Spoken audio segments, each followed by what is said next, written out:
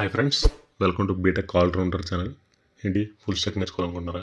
లేదా MERN stock, లేక LinkedIn, నౌకరీ, ఇతర జాబ్ బోర్డులో చూసి మెర్న్ స్టాక్ డెవలప్మెంట్ హ్యాక్ చేసుకుంటున్నారు అని చెప్పి అసలు ఏంటి మెర్న్ స్టాక్ అని అర్థం చేసుకోవడానికి వచ్చారా? అయితే ఈ వీడియో మీకోసమే. ఈ వీడియోలో మనం మెర్న్ స్టాక్ బేసిక్స్ నుండి అడ్వాన్స్ వరకు కంప్లీట్గా ఎక్స్ప్లోర్ చేద్దాం. లైక్ చేయకపోతే లైక్ చేసుకోండి and welcome to our channel. Web డెవలప్మెంట్లో టాప్ స్కిల్స్ నేర్చుకోవాలనుకునే వారందరికీ కూడా ఒక పవర్ఫుల్ టూల్ ఏదంటే మెర్న్ స్టాక్.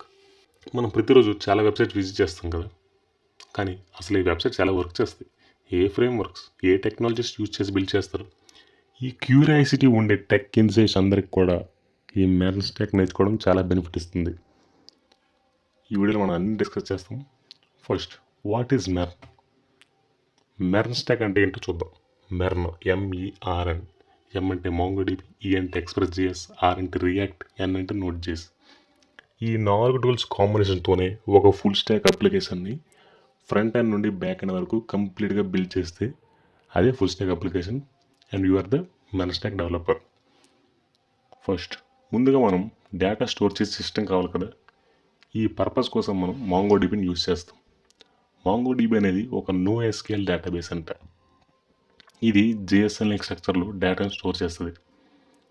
అంటే మెర్న్ స్టాక్లో MongoDB నాన్ రిలేషనల్ డేటా స్టోర్గా వర్క్ చేస్తుంది. మనం JSON ఫార్మాట్లో డేటా సేవ్ చేస్తాం. జావా స్క్రిప్ట్తో ఈ డేటాని మ్యానిపులేట్ చేస్తాం.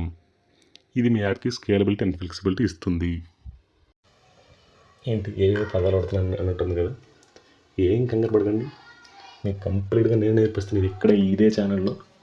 సబ్స్క్రైబ్ చేసుకోండి, లైక్ చేసుకోండి, ఫాలో అయిపోండి ఛానల్ని ఎప్పటికప్పుడు. నెక్స్ట్, సెకండ్ ఏంటి, Express.js. Express.js అనేది బ్యాక్ అండ్ ఫ్రేమ్ వర్క్, చాలా సింపుల్గా ఉంటుంది. మరి మనం MongoDB అంటే డేటాని స్టోర్ చేసిన తర్వాత దానికి కనెక్ట్ అయ్యే వే ఏంటి, అదే Express.js. ఈ ఫ్రేమ్ వర్క్ మళ్ళీ జావా స్క్రిప్ట్తో బిల్డ్ చేయబడుతుంది. మనకి బ్యాక్ అండ్ API బిల్డ్ చేయడానికి చాలా ఈజీ స్ట్రక్చర్ ఇస్తుంది. ఇమేజ్ తీసుకోండి, మనం ఒక యాప్ బ్యాక్ అండ్ ఒక హాట్ కిచెన్ లాంటిది. ఆర్డర్స్ అన్నీ కిచెన్కి చేరాలంటే ఒక సిస్టమ్ ఉండాలి కదా. ఆర్డర్ సర్వర్లో రిసీవ్ చేసి MongoDB డేటా రిట్రీవ్ చేసి యూజర్కి ఒక రెస్పాన్స్ ఇవ్వాలంటే ఒక వే ఉండాలి కదా, అది Express.js. ఇప్పుడు React.js గురించి తెలుసుకుందాం. ఇది ఫ్రంట్ ఎండ్ కోడ్ కోసం యూజ్ చేసే లైబ్రరీ. రియాక్ట్ని యూజ్ చేయడానికి మెయిన్ రీజన్ ఏంటంటే ఇది యూజర్ ఫ్రెండ్లీ మరియు high performing web applications create చేయడానికి యూస్ఫుల్గా ఉంటుంది. యూజర్కి ఇంటరాక్టబుల్ కాంపోనెంట్స్ అండ్ డైనమిక్ విజువల్స్ అంటే react is the best choice. మనం ఫేస్బుక్, ఇన్స్టాగ్రామ్ లాంటి సోషల్ మీడియా ప్లాట్ఫామ్లో డేటా కంటిన్యూస్గా రిఫ్రెష్ అవుతూనే ఉంటుంది. ఇలా యాప్ బ్యాక్గ్రౌండ్లో డేటా కంటిన్యూస్గా రన్ అవ్వాలంటే, లోడ్ అవ్వాలంటే react is the choice. React uses A concept called virtual DOM. ఇది UI రెండర్ స్పీడ్ని ఇంప్రూవ్ చేస్తుంది. సింపుల్ టైమ్స్లో రియాక్ట్ UI అప్డేట్ అవసరం ఉన్నప్పుడు మాత్రమే డేటా చేంజ్ చేస్తుంది. అది మెమరీని సేవ్ చేసి యాప్ స్పీడ్ని ఇంప్రూవ్ చేస్తుంది. అండ్ ఫైనల్లీ మనం Node.js గురించి మాట్లాడుకుందాం. ఇది బ్యాక్ అండ్ కోడ్ రన్ చేయడానికి Java script server environment. Imagine, మీరు వాట్సాప్ ఓపెన్ చేసిన వెంటనే ఇన్స్టాంట్గా మెసేజ్ రిసీవ్ అవుతాయి. అది ఎలా పాసిబుల్ అవుతుందంటే Node.js server continuously requests and response manage చేస్తూ ఫాస్ట్ స్పీడ్లో డేటా సెండ్ చేస్తుంది. Node.js ఎసింక్రోనస్ బిహేవియర్ వల్లే మన సర్వర్ కంటిన్యూస్గా రిక్వెస్ట్ని హ్యాండిల్ చేయగలదు. ఈ Node.js ఎసింక్రోనస్ ఆర్కిటెక్చర్ వల్ల హై ట్రాఫిక్ లోడ్ అయిన రిక్వెస్ట్ అనేవి ప్యారలల్గా హ్యాండిల్ అవుతాయి. ఈ రీజన్ వల్లే Node.js applications very scalable and real time data access ఫాస్ట్గా వర్క్ చేస్తాయి. సో మనం మెర్న్ స్టాక్ నేర్చుకోవాలంటే ఒక ఫుల్ స్టాక్ అప్లికేషన్ క్రియేట్ చేయాలి, వెబ్సైట్ డెవలప్ చేయాలంటే మాత్రం మనకి వెబ్ డెవలప్మెంట్ బేసిక్స్ అనేవి చాలా కంపల్సరీ. అంటే HTML, CSS, JavaScript. Without a good understanding of these 3 topics MERN stack కొనడం చాలా కష్టం.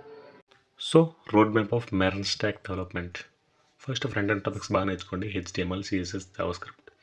ఈ మూడుకి ఇంప్లిమెంట్ చేస్తూ ప్రాక్టీస్ చేస్తూ ఒక బేసిక్ ప్రాజెక్ట్స్, మినీ ప్రాజెక్ట్స్ని ప్రాక్టీస్ చేయండి, డెవలప్ చేయండి.